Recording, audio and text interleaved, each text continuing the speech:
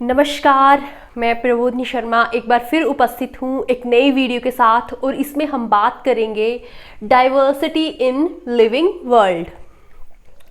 जो चैप्टर 1 है उसके अंडर 4 टॉपिक्स हैं। ठीक है, 4 टॉपिक्स कौन कौन से हैं? What is living, diversity in living world, taxonomical aids और taxonomic categories. So what is living, इसकी हम बात कर चुके हैं। आज की वीडियो में हम बात करेंगे diversity in living world. Diversity in living world means biodiversity.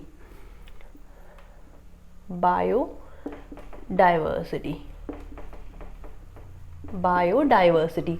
अब बायोडाइवर्सिटी जो है ये 2 वर्ड से मिलके बनी है, bio plus diversity. So bio means living life forms और डाइवर्सिटी मीन्स विविध, कई तरह के या कई प्रकार के। ठीक है, तो biodiversity means diversity in living forms या डाइवर्सिटी इन लिविंग वर्ल्ड या कई तरह के लिविंग फॉर्म्स होना, वही है बायोडाइवर्सिटी। अब थोड़ा और इसके बारे में बात करते हैं। प्रीवियस वीडियो में मैंने इसको थोड़ा अच्छे से समझाने की कोशिश की थी, पर इस टॉपिक में diversity in the living world, इसमें सिर्फ बायोडाइवर्सिटी के ही नहीं है, इसमें और कुछ एक टर्म्स भी हैं। आज हम उनके बारे में भी बात करेंगे। तो सबसे पहले हम बायोडाइवर्सिटी की ही बात कर लेते हैं। अगर मैंने बोला कि बायोडाइवर्सिटी क्या होती है, डाइवर्सिटी इन लिविंग फॉर्म्स मतलब कई तरह की लिविंग फॉर्म्स या कई तरह की लाइफ फॉर्म्स कहाँ पे, अर्थ पे जो है, प्रेजेंट है, उसी से रिलेटेड है ये बायोडाइवर्सिटी। तो हमारी अर्थ पे अब तक जो लिविंग फॉर्म्स या लाइफ फॉर्म्स जो है वो डिस्कवर हो चुकी हैं, जिनके बारे में स्टडी हो चुकी है, उनका नंबर जो है वो है 1.7 से लेके 1.8 मिलियन के बीच में है। 1.7 से लेके 1.8 मिलियन के बीच में है।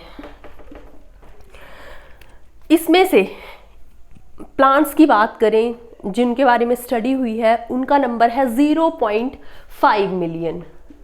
0.5 मिलियन। और एनिमल्स का नंबर है 1.25 मिलियन।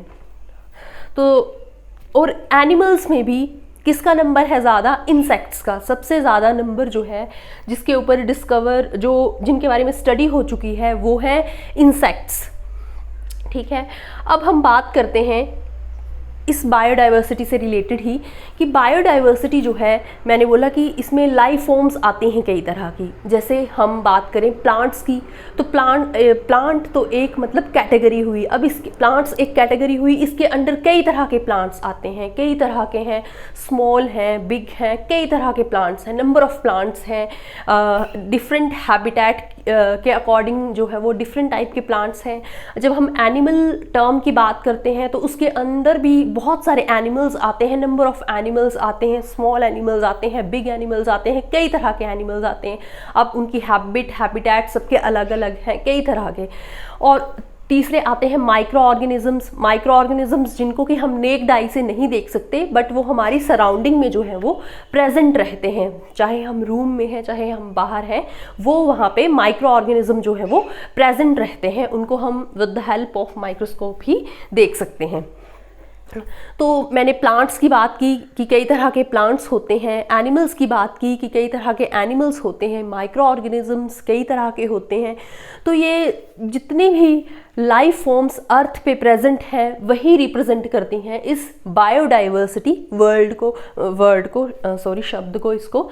तो 1.7 से लेके 1.8 मिलियन तक जो लिविंग ऑर्गेनिजम्स हैं अब तक, वो डिस्कवर हो चुके हैं, उनके ऊपर जो है वो स्टडी हो चुके हैं। इसके अलावा हर साल जो है वो 15,000 न्यू ऑर्गेनिज्म जो है वो, न्यू लाइफ फॉर्म्स, नए ऑर्गेनिज्म जो है वो डिस्कवर होते हैं। और जैसे जैसे नए नए प्रोजेक्ट जो है वो लॉन्च हो रहे हैं, तो ये 15,000 नंबर जो है ये भी इंक्रीज जो है वो कर रहा है। ठीक है, तो यही नंबर जो है यही रिप्रेजेंट कर रहा है किसको?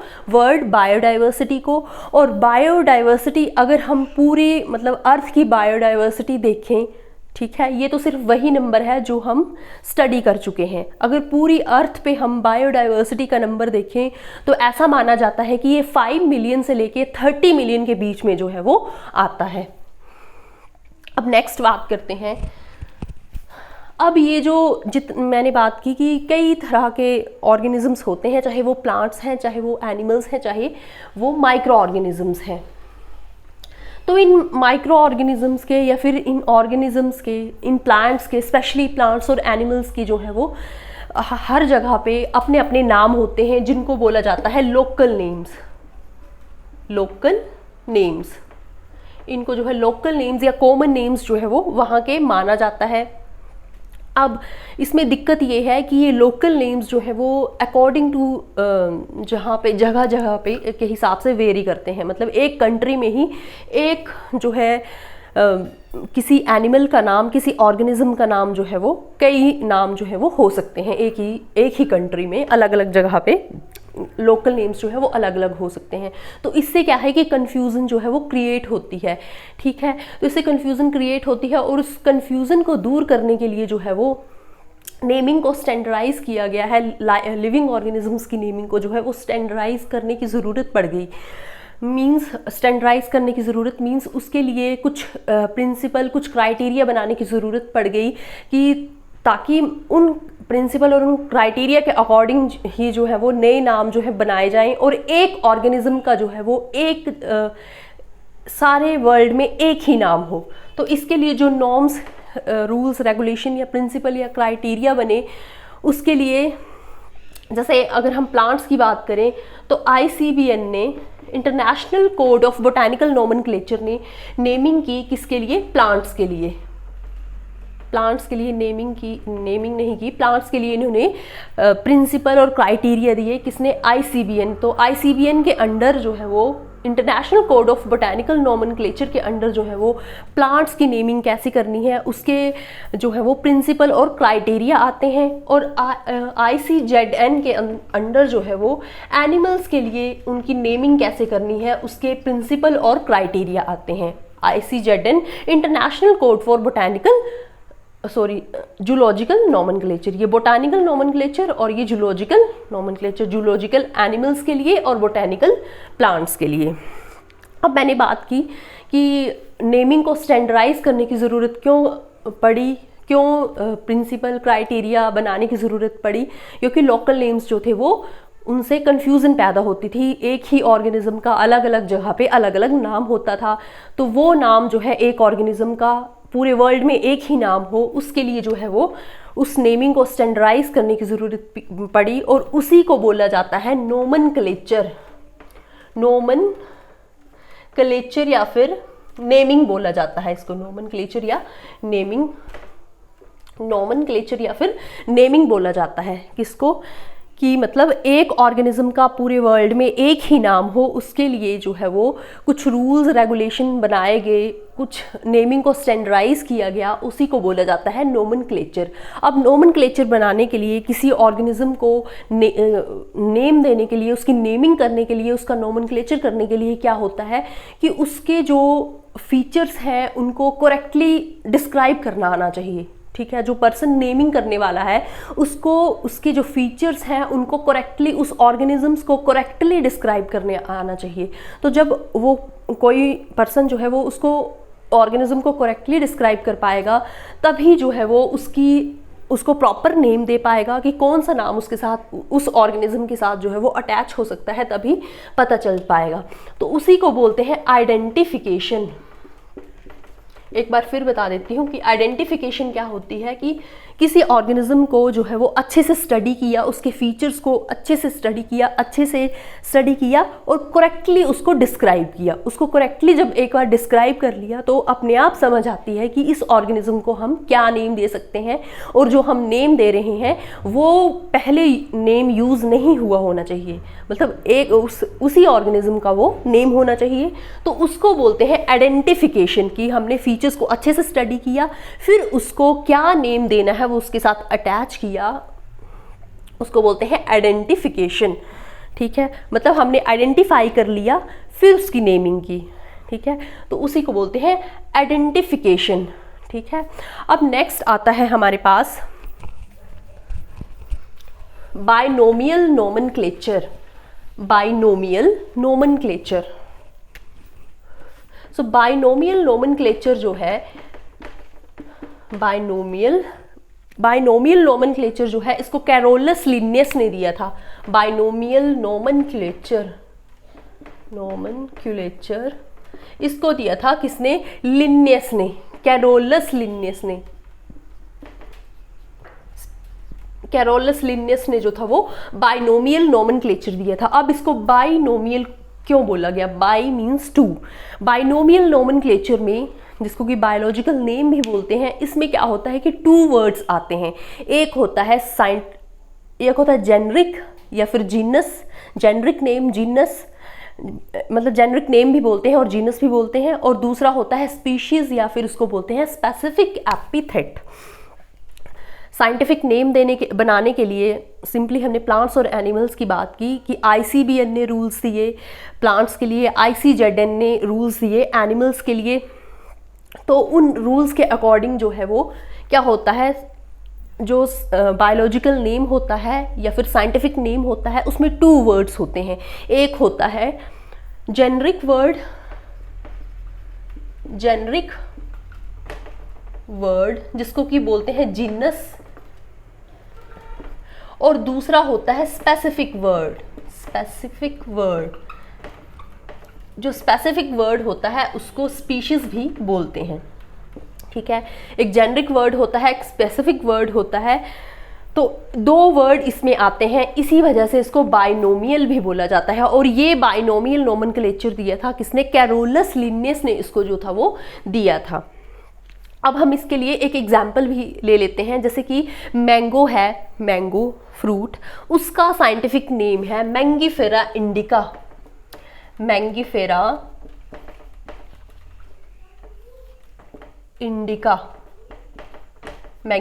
इंडिका। ठीक है, अब इसमें टू वर्ड्स आए। एक मैंगीफेरा आया जो कि जेनरिक वर्ड है या फिर उसको हम जीनस बोलेंगे। दूसरा आया इंडिका जो है ये स्पीशीज को रिप्रेजेंट कर रहा है या फिर इसको बोलेंगे स्पेसिफिक वर्ड। तो ये बाइनोमियल नोमेनक्लेचर के बारे में थोड़ा सा हो गया। अब हम बात करते हैं नोमेनक्लेचर के रूल्स के बारे में कि इसके यूनिवर्सल रूल्स क्या है। यूनिवर्सल रूल्स मीन्स पूरे वर्ल्ड में जो है वो साइंटिस्ट इसको यूज करते हैं। ये जो बाइनोमियल नोमेनक्लेचर है इसको पूरे वर्ल्ड के साइंटिस्ट जो है वो फॉलो करते हैं। सो अब हम आते हैं universal rule of binomial nomenclature. Universal rules for nomenclature.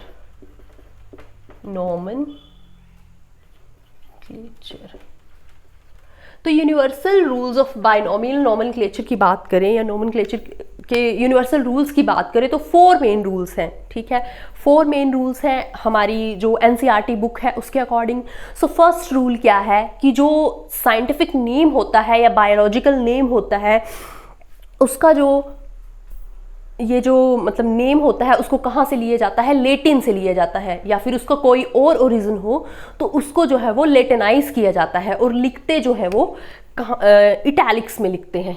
ठीक है, तो फर्स्ट रूल हो गया कि इसको कहाँ से लिया जाता है?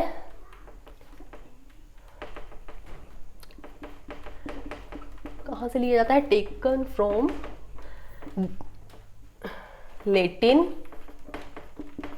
ठीक है, और इसको लिखते किसमें है? इटैलिक्स में। सेकंड, ये हो गया फर्स्ट रूल। सेकंड रूल है कि इसमें जैसे कि मैंने आपको बताया कि इसमें क्या होता है कि 2 वर्ड होते हैं। एक होता है जेनरिक वर्ड, एक होता है स्पेसिफिक वर्ड। तो जो जेनरिक वर्ड होता है, यही है दूसरा रूल इसका कि इसमें 2 वर्ड्स होते हैं। एक होता है जेनरिक वर्ड और दूसरा होता है स्पेसिफिक वर्ड।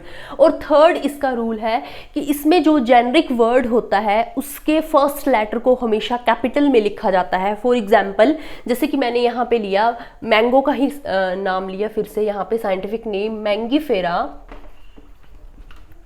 इंडिका।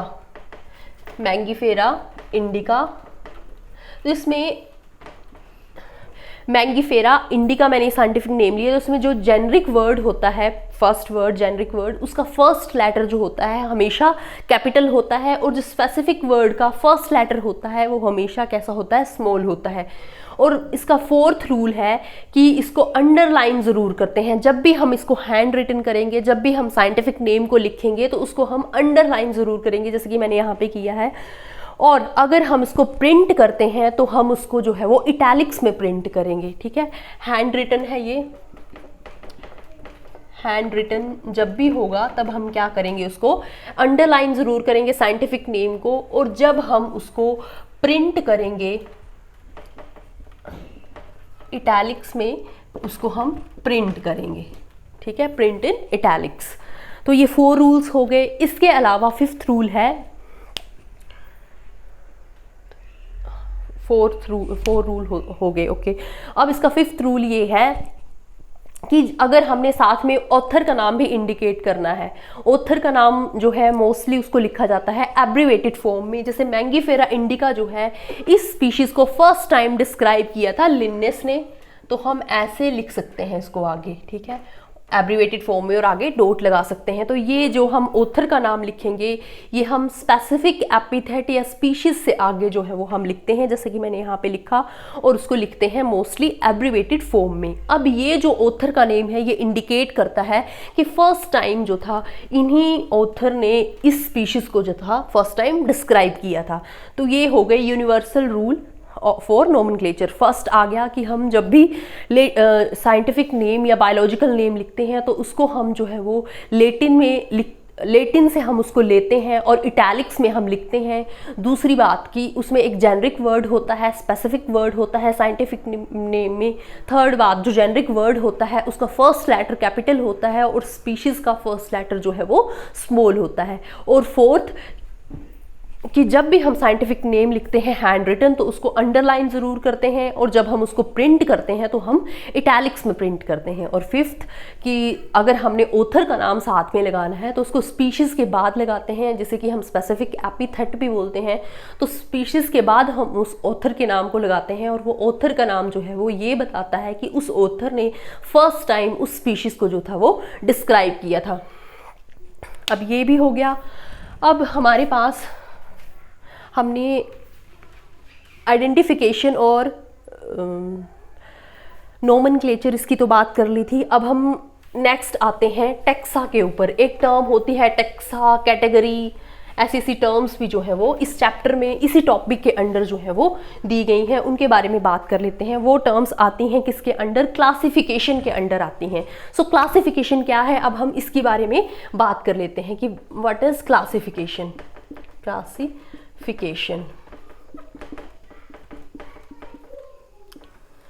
सो क्लासिफिकेशन क्या है एक्चुअल में, the arrangement of any life forms into convenient categories on the basis of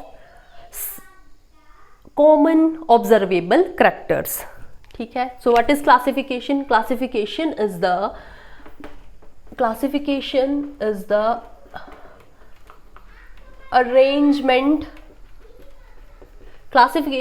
arrangement of anything, पहले मैंने लाइफ फॉर्म्स बोला था, अब मैं एनीथिंग इसलिए बोल रही हूँ क्योंकि क्लासीफाई तो हम किसी भी चीज़ को कर सकते हैं, नॉन लिविंग थिंग्स को भी जो है वो क्लासीफाई कर सकते हैं अपनी नीड के according. So classification is the arrangement of anything into convenient categories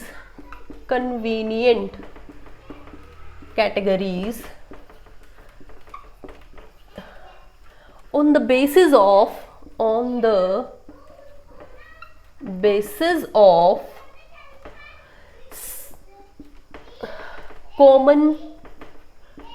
observable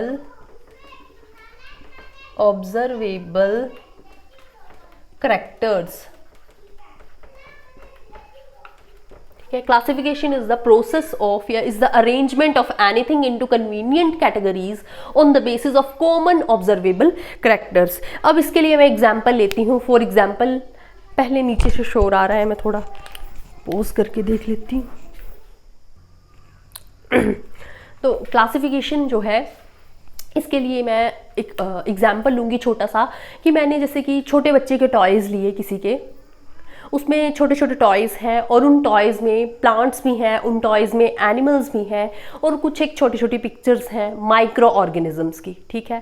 तो मैंने अपने प्रीवियस नॉलेज के बेस पे उनको जो है वो ग्रुप्स में डिवाइड करना है। प्लांट्स को मैंने सेपरेट करना है, एनिमल्स को मैंने सेपरेट करना है और जो माइक्रो ऑर्गेनिजम्स की छोटी पिक्चर्स हैं मैंने अपने प्रीवियस नॉलेज के बेस पे उन प्लांट्स को, उन एनिमल्स को और उन माइक्रो ऑर्गेनिजम्स को सेपरेट कर लिया, एक अलग अलग ट्रांसपेरेंट डब्बे में डाल लिया। एक में प्लांट्स को डाला, उसमें प्लांट्स लिख दिया, एक डब्बे में मैंने एनिमल्स को डाला, उसमें एनिमल्स लिख लिया और एक डब्बे में मैंने उन माइक्रो ऑर्गेनिजम्स की पिक्चर को डाला और उसमें माइक्रो ऑर्गेनिजम्स जो है वो लिख दिया।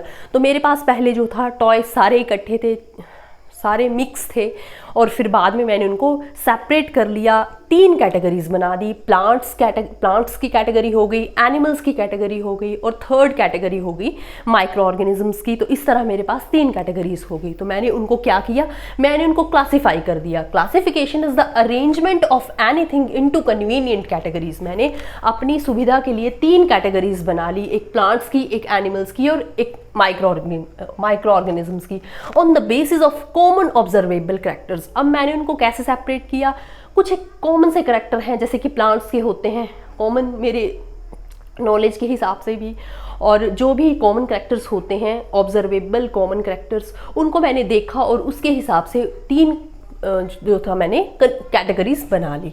तो उसी को बोला जाता है क्लासिफिकेशन। होप सो कि आप अच्छे से समझ गए होंगे। अब इसके अंडर एक क्या मैंने टर्म यूज़ की, कैटेगरी, ठीक है।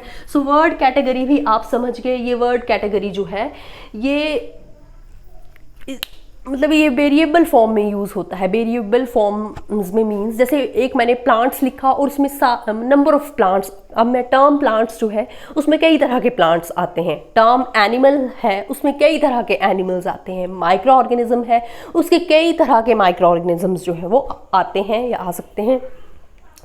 अब अगर मैं इसके अलावा वीट की बात करूं, वीट प्लांट है, वीट प्लांट जो गेहूं होती है उसकी बात करूं तो अगर वीट जो है उसकी भी नंबर ऑफ वेराइटीज़ हैं, वीट भी कई तरह की वेराइटीज़ होती हैं उसकी।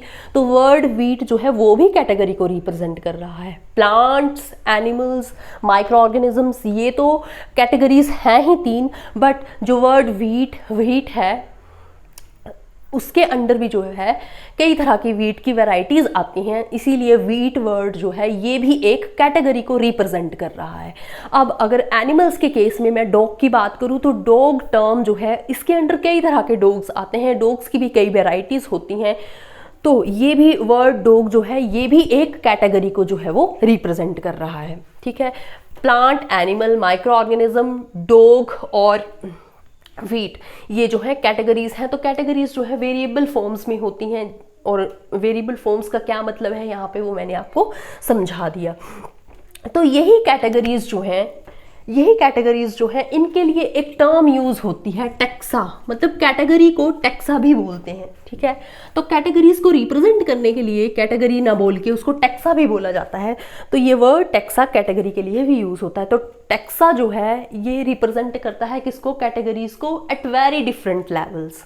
एट वेरी डिफरेंट लेवल्स का मतलब यहाँ पे क्या है कि वो टैक्सा जो है एक एनिमल भी हो सकता है, क्योंकि एक एनिमल जो है उसकी कई वेराइटीज़ हो सकती हैं।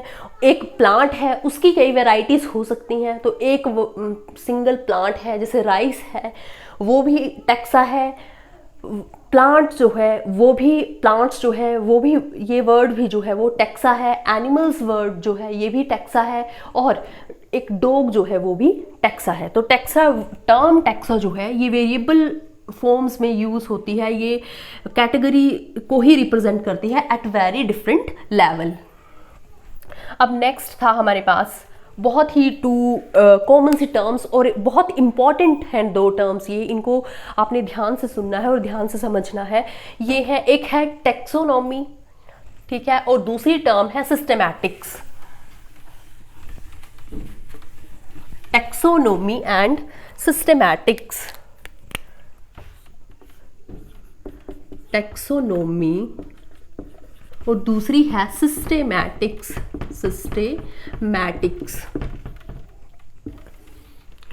अब ये वर्ड टैक्सोनॉमी जो है ये एक ग्रीक वर्ड है, ठीक है, ये एक ग्रीक वर्ड है। और ये जो सिस्टमैटिक्स वर्ड है ये डिराइव हुआ है लैटिन वर्ड सिस्टमा से। लैटिन वर्ड डिराइव हुआ है, derive from Latin word systema. Systema means to arrange living forms, to arrange living forms, वही है क्या, सिस्टमैटिक्स। अब ये टैक्सोनॉमी है, ये टर्म किसने दी थी, ये AP डी कैंडोल ने दी थी। AP डी कैंडोल ने ये टर्म जो है टैक्सोनॉमी दी थी। और ये सिस्टमैटिक टर्म जो है ये किसने दी थी, ये दी थी कैरोलस लिन्नेस ने। इससे नेक्स्ट आता है टैक्सोनॉमी के अंडर क्या आता है। सो टैक्सोनॉमी किसके साथ डील करती है, टैक्सोनॉमी डील करती है इट डील्स विद, किसके साथ डील करती है ये टैक्सोनॉमी, कैरेक्टराइजेशन,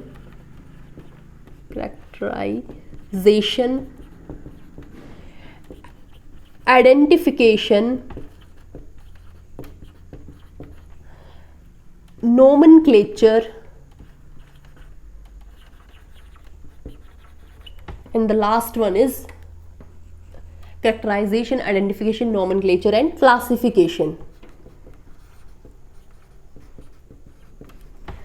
So taxonomy इन 4 टर्म्स के साथ डील करती है, जबकि जो ये सिस्टमैटिक्स है वो इन 4 टर्म्स के साथ तो डील करती ही है, कैरेक्टराइजेशन, आइडेंटिफिकेशन, क्लासिफिकेशन, नॉमेनक्लेचर, इनके साथ तो डील करती ही है। प्लस और किसके साथ डील करती है ये डील करती है फाइलोजेनी के साथ, फाइलोजेनी के साथ। और फाइलोजेनी क्या होती है, फाइलोजेनी होता है evolutionary relationship between living organisms. यहाँ पे लिख देती हूँ, what is phylogeny, evolutionary relationship between living organisms. Evolutionary relationship between living organisms क्या होता है, फाइलोजेनी। और एक और टर्म होती है ओंटोजेनी। ओंटोजेनी होती है life history of an organism. ये मैं टर्म नॉलेज के लिए ही बता रही हूँ। ओंटोजेनी, ओंटोजेनी क्या होता है, life history of an organism.